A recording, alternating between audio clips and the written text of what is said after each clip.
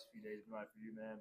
Give the chance to kind of soak in that moment and celebrate a little bit. I talked to my parents, talked to my grandma. A lot of my old teammates at South Carolina, they called me, because they keep up with me because they knew like the way I left, like things weren't like I had to kind of like it just wasn't working. So like I was there for 5 years, so I got a lot of friends there. So like a lot of them called me first. Then I talked to my parents, and like just knowing that people were happy for me, like that was a good feeling because like I'm always happy for other people when they do stuff like whether it's football related or outside of football, like I'll let them know. I'll give them a call, send them a text, like, hey man, I'm proud of you. Like keep going, like always supporting you. Need something, call me. So when to be that person on the other end and people like reaching out to you, like, hey man, saw your kids, like it was awesome. Like a lot of my old coaches texted me too, so they were watching the game, so they saw it. So just everyone that was supporting me from like that I've crossed paths with in college football, like that was a great feeling. You said you're usually a pretty quiet, low key guy. Yeah. What's all this attention in like the past 48 hours? I'll be honest, I don't really like it, but it's fun. Like it's part of what comes with it. I'm a quiet dude. I don't really talk to a lot of people, but I like being around the team. Like this team has brought me like kind of out of that shell. Like when I was at South Carolina, like it took me like 2 3 years to get out of that shell. Like I've been here 11 months and I've already been out of my shell. I don't know if it's because I'm older. Like they're just more accepting, but it's been an easy like adaptation. Like talking to these guys, but all the attention and stuff like that. Like no, I'm not really a fan of it. Like I gotta do this today. I got the thing later. I'm just like, man, like after the game Saturday, like everybody's like, oh, what you finna do? What you finna do? I'm like, I'm finna go home, play the game, and talk and lay with my dog. Like I'm not finna do anything. Like that's not who I am. Well, Peyton, let's go back to last week, Yeah, going into the week. yeah, We found out Kyler's not going to play. You yeah, admitted in the post-game press conference or on the radio that you have never returned a punt at collegiate level. There yeah, are guys on this roster who have. yeah. They tapped your shoulder and said, Peyton, we believe in you. How much does that mean the coaching staff chose you? It means a lot to me because like could have chose anybody to do it honestly, but like choosing me to do it and like I probably caught 2,000 punts this summer, like off the foot, off the jug, practice, fall camp, like I caught a lot of punts this summer. I'm like, man, like I'm catching all these punts. I'm having to stay after practice, get here early, catch punts. I'm like, man, we gotta return. I don't need to be doing this. Like, but they're like, and then something like this happens. And I'm like, well, now I'm glad I did it because like I like the only thing in my mind was like, I just get the ball back, man. Like, and I had one that I did not fair catch, and I probably should have fair caught it, but I thought I had more time than I did. But like, that's just one of those things. Like, it comes with experience of doing it, and like, I realized that now. I took my hit, got okay, like it's things happen. But honestly, like, it shows that like I may not get like the opportunities that I want on offense as much as I want to, but like when I get my chance in any way, I just making the most of it, honestly, and just being a team player at the end of the day. Because like a returner has to be a team player. Because like you go out there and try to be selfish. Like the one I didn't fair catch was somewhat selfish. I should have caught it because I could have put the team in a bad situation. Like you can screw the whole game. So that's probably what I say about that. Knowing that they trust me to be a team player, make the right decision, like it means a lot to me. So. You also said that your dad and your family were at a wedding during the game. Did you get a full recap in with them? How'd that go? Dad was at a wedding. I talked to him the next morning. So I called him, or he called me. I talked to him for like 2 hours. We were just talking about football and talking about the game, talking about all the people that had called him about it. And like he was getting so one of my best friends from back home, his older sister got married. Like me and that kid, like we grew up together. So like I'm 23, he's 22. So like we played AAU basketball together. We played little league football together. Like his dad cut my hair. Like he was my barber for like we're like family, like childhood friends. So like his sister was getting married. So like I honestly didn't know she was getting married. I didn't know that's where he was. But I was like, bro, like wedding, like come on, man. Like you can but I wasn't gonna make it a big deal. But we talked on Saturday and talked on Sunday and he was just letting me know how proud he was of me and like, just trusting in the plan that the Lord has for me, like and really sticking through with it and knowing that there's been a lot of like tough times with this football, a lot more tough than good, honestly, a lot more tough than good. But like end of the day, like if you keep your faith and keep your trust in what God has for you, like good things will come from it, and that's what happened on Saturday. So Obviously, Yannick a little banged up from the airman I go this week. Could be getting more reps too. So how do you kind of you approach press the same way this week as you have been? I mean, yeah, every week I come in, I watch the tape on my own on the iPad. I come to practice. I look at the scripts. I go through the scripts for all three positions, even though I only primarily play in the slot. Like that's what I prefer to play. But like I go through them just in case you never know what may happen. And I still prepare the same way. I always was taught like prepare like the starter. That's what I do every week. So even though I've never been the starter, but I always prepare like for any given time like I am the starter because there might be a look in practice that somebody got and like you might not get it, but if it's on the tape, you're expected to learn from it. So like if someone gets that same rep in practice and then you get it in the game and you make the same mistake that he made, then now you're just showing that you're not really paying attention, you're not really buying into what's going on. So I never want to be that person. So I always try to prepare the right way. Obviously, you guys got to worry about what's going on in the field, but when you see the large group over there without the shirts on and the energy that brought, did you guys kind of nudge on the sidelines and go, "Hey, look what's going on over there"? I mean, I feel like a lot of people did notice what was going on. Like I saw it, like me and Quez or whatever, we saw it, but like at the same time, like I'm not really paying any attention because like I know like I'm a very quiet dude, but like dude, I love like watching football. And, like we're in the midst of like a great game, so I'm not really. I'm sitting here watching the game. Like obviously I'm a part of it, but like I'm watching the game, like making like seeing what's going on, making sure to be like I'm telling Quez on the sideline like, hey man, like this is a big drive right here. We need to stop so we can get the field position back so we can go down and score, like stuff like that. So like that's going on in the stands, but like I'm more like I'm a football guy. Like so I'm really like tuned into the game. Like when the game ended on Saturday, I went home and turned the Texas Georgia game on. It was another game on. I had like I got the multi. If you have YouTube, yeah, I'm watching games. So like I mean that's cool. Whatever. If it gets people hyped up, sure. But like not for me. Like, but I'm more of just a ball guy. Like What's to say about the team's depth that go in there, you had like 6 catches before this game, you go in there and um the team's depth is really good, especially at my position particularly. Like when I was in the portal, I didn't really realize that till I got here. Like I didn't realize how talented all the receivers were. Like Ant's a great player, Yannick's a great player. Yannick's gonna be a really good player. Ant's a potential NFL guy. Brock is one of the toughest players I've ever been around in my life. Like the way he did against NC State, like that did not surprise me because the way I saw him practice, because he didn't practice in the spring, so like that's when I got here. And what he did against NC State and what he's done this season, like that's not really no surprise to me because I watch him do that in practice every single day. Like so, like Brock and Yannick are really talented players. Then like to be like playing behind them is not, it's not a knock on who you are. It just shows how good that they are. Because like so I feel like in my room specifically, like that's like the talent in that room is insane. Like especially with those three, and then like to be able to play behind them is not like it's not a knock on you. Have to understand that. So like so when you get your chance to play, like you can't mess it up because there's other dudes in the room too that are very talented too. So like when you get an opportunity, like you have to make the most of it. And then that all of us being talented and all of us being able to make plays, the competition in the room makes everyone else better. Like I know that sounds like coach speak. I used to hear coaches say that all the time. I'm like man, like being like we're here making each other better. I'm like, are we really? I'm like, but I see it now. Like it took me like I got 3 games left. It took me probably 60 something games to realize that like being in a good room, it makes people like really does make people perform better. So Coming off that big of a win, how do you kind of carry that into San Antonio this week?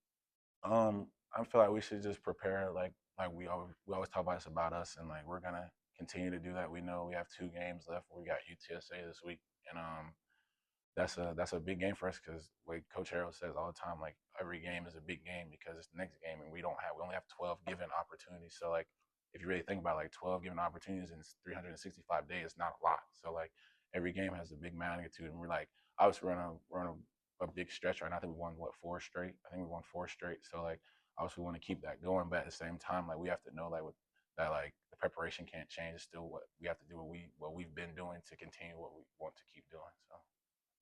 All right, so Hunter and Mike Wright, tell us how this happened. Yeah. So we're at practice last week, and I'm on the offensive side of the ball to start this drill, and on the microphone, all I hear is somebody find Mike Wright, come get him over here. Harold asked me if I ever kicked before. I said yes. I've never kicked before in my life. I just wanted to go out there and go kick the ball. So it worked in practice. It worked in the game. So I guess now you got to add punter. But I guess Coach Harold is going to find out now that, yeah, I've never kicked the ball before in my life. But it worked. How tempted were you to take off and run on any of those situations? Yeah, I always have to take a deep breath before any of these situations and remind myself that not to be overly aggressive and just play within the system. And we have a saying, like, you don't have to be Superman. All you have to do is just be yourself. So whatever the play is, execute it. Obviously, the entire stadium could tell that I was going out there to go kick the ball. so they overloaded to the right side. And so, I mean, the first one we put them inside the 10-yard line and then flip the field on the second one. And so we'll keep adding different things to the game plan, but I can flip the field with the ball with my foot now. So figure it out. You also had an interception there to end the game. Can you just walk us through that play and that celebration afterwards? Yeah, I mean, what an exciting moment. I think you always practice those things in practice, so we're completely prepared for it. Obviously, closing in space, we got great pressure up from our D line. Once I realized the ball wasn't going into the end zone, I didn't want any more passing yards for Memphis, so I didn't want them to catch the ball. And then I was just thinking, we need turnovers and takeaways on defense, so why not go catch the ball? So, I mean, you talk about just an exciting moment and just the fans, the students, everybody in between, just being able to share that moment with them and seeing them afterwards. I mean, there was nothing like it. Mike, before the season, I asked you why you came here, and you said to be part of the winning program. And you Yeah. didn't just mention the players and the coaches. You mentioned from the custodial staff to everyone here. Yeah. Has it lived up to your expectations? What is it like to be going to a bowl game finally for the first I time? know. Do you have a home finally to come back to now? Yeah, I think it. To your first point, it takes everybody to win, and it's not just the people out there playing. Like it's you guys, it's the fans, it's the band, it's the staff. Like everybody has a role in everything that we do here at ECU. So like when I truly say like it takes everybody to win, it actually does. And then just as far as expectations, I mean, you know what the culture is. Everything else, you just wake up and you just go give everything that you have, and everything else will take care of itself. So being able to call this place home in just this short amount of time just shows how special ECU is, Greenville is, and just the people in this community is. So like I couldn't be more thankful. One specific, I think, factor to that was up there, that top corner, hundreds, you'd have to say, of guys Yeah. waving the tarps off. What was that like when you saw that? Do you get a bit of an energy boost for that? In hindsight, it won us the game. I mean, we needed momentum. I believe in momentum. Some people don't. But we got to stop on defense. And then when you look up there, you see 10 turns to 50 to 100. We had 2 and they combined into 1.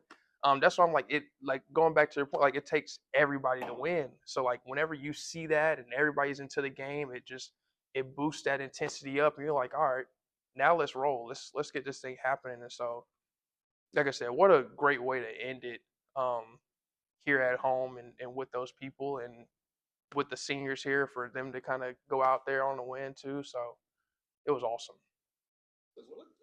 I was gonna say, what's next as far as try to kick a field goal? Do you try to snap the ball? Or snap You know what? I you know what? Every single week I kind of just come in and just with a blank slate because I have no idea what my role would be. You guys can kind of look back at the season and it changes every week. Like running back, receiver, kicking now, throwing the ball. So UTSA they bring different opportunities that we can kind of game plan around, and so we'll kind of play it by ear the way the week could kind of go. But as always, whatever my role is, energy, effort, and as much passion as I can bring to it, like I'm game, I'm all in with it. What do you see from your teammates when you're doing stuff like that? Like, yeah, I'll go fun, or like out there, like, what are they saying to you? Yeah. I think there's 2 types of people. There's people who always believe that they need to play and who want to play. I'm the guy that wants to play. Whenever you're a guy that wants to play, you always trust in the coaching staff and you trust in your teammates. You're never thinking, oh, I should be out there on the field playing this position. Because at that point, you're like, all right, you're not really bought into what the coaches are saying and bought in and trust the teammate that's out there. A guy like me who always just wants to play is always, I'm going full speed, I'm going 100%, and wherever the coach puts me at, like that's where I'm at. That's my game. And so, I mean, that's kind of what I want to just spread into my teammates and just saying, hey, whatever your role is, go do it, and I promise it's going to take care of itself. So. I watched some of the videos of y'all after the game. Y'all in there dancing. Just what are those moments like? What are you truly going to miss? You don't forget them. You're not going to remember a curl route that you threw, 3 years ago, or some random run. You're going to remember those moments after the locker room. You're going to remember how you felt when the students rushed the field, when everybody was just celebrating and having an amazing time after a big conference win like that. And so whenever you create those core memories with those guys, like you hang on with them forever and ever. And God willing, I'll be able to tell my kids those stories and be able to share those stories with different people. And so it's not going to be, hey, I kicked the ball. It's going to be that feeling after the game when we beat Memphis at home on senior night. Like that's the feeling that you start off with. Preston, how do you just sum up Saturday? I mean, it was a tough ball game. We knew we were going to go into, and it's going to be a dogfight. And then just seeing the team come together, and especially the defense putting our trust in the offense hands, it was amazing to watch it unfold. And it's a dream come true to win the game at Dowdy and have everyone storm the field. It was awesome. When you guys have to hold them to a field goal to give the offense a chance to go win it, what does that say just about the defense, about the resilience and toughness of this team? Well, we want to be put in those situations. Don't put the ball down. We're going to draw a line. You're not going to cross it. That's how we run our defense. That's how everybody on the defense, we have that in our mind. We say that, and needless to say that we've done it. Yeah, they got points out of it, but we're going to draw that line telling you can cross this line. So, yeah. Preston, guys in this division like you and Zion, and kind of stuck through it through tough times, and now you're getting your moment. Just how fun was to see Zion get those two big saves? It was awesome, dude. I think I was more excited than he was. Honestly, he's come a long way, and watching him finally get to live out his last year doing what he wanted to do this whole time was amazing to watch. You ever been held as much in a game as you felt like y'all were held? Yeah, I mean, the O-lines, they got a job to do too, But yeah, it was some ups and downs, some tough battles. But hey, at the end of the day, it come down to the team, and we won. So that's what it was all about. After Mike picks off that ball to end the game, what was that next 2 minutes like for you guys rushing the field? How do you remember that? One, I went to go find J.D. Lampley and make sure he didn't do nothing crazy. So I just ran to him, gave him a hug, and then I'm just watching everyone flood into the thick. And I'm excited, smiling. I don't even know what to think. I'm just looking around, honestly, just having a good time. But those moments, and then I saw the goalpost go down. I was like, oh, goodness. So they're going to take that to the Tar River. We'll see that on the news tomorrow. But no, it was awesome, and we enjoyed every bit of it. How do you describe what Mike Wright's doing right now? Different positions playing both ways, special teams. He's an athlete, man. You put him anywhere on the field, he can do it, and he'll do it good. He's a great character. He's one of our biggest inspirations. You can come up and talk to him about nearly anything, and he's always got a positive mindset. Just watching him do what he loves to do, and that's play football, no matter where you put him. You can play D-line? Mike Wright, with his mindset, he can play anything, honestly. But a few more cheeseburgers, he might be all right. You worried he's gonna get in there and start taking some of your reps away? Say again. You worried he's gonna get in there and start taking some of your reps away? You know what? We're going to have to fight about that one on the field. But, just watching him go from a quarterback to a receiver to a running back to a DB to a safety, it's like put that guy on the field, he's going to play some ball. So just watching that's amazing. You guys held one of the best offenses in the conference, if not the best offense in check. You just talked about the job that Coach Aldridge has done with you guys this year in his first year in the Fire program. Yeah, so this whole week we always said it was about us. And, we said we're going to draw that line. No matter where it is on the field, we're going to draw that line. They're not going to cross it. And, it doesn't take one person or 11. It takes everybody on that defense, whether you're a starter, whether you're a backup.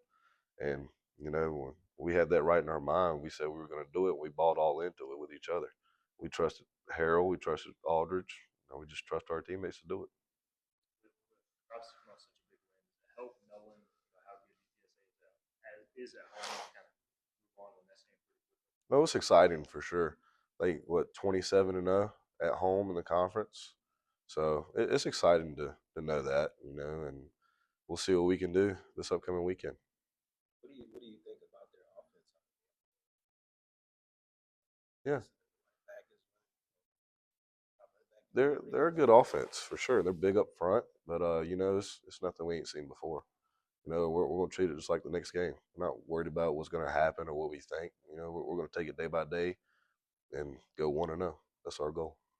You guys ignore the conference standings or embrace it? How do you kind of deal with that, blocking it out? You know, we don't listen to all that stuff. We call it. I know we used to call it back then. It was rat poison. You know, we don't care about that. We're worried about 1-0, about winning the day. If we beat UTSA today, or we went 1-0, we did our job.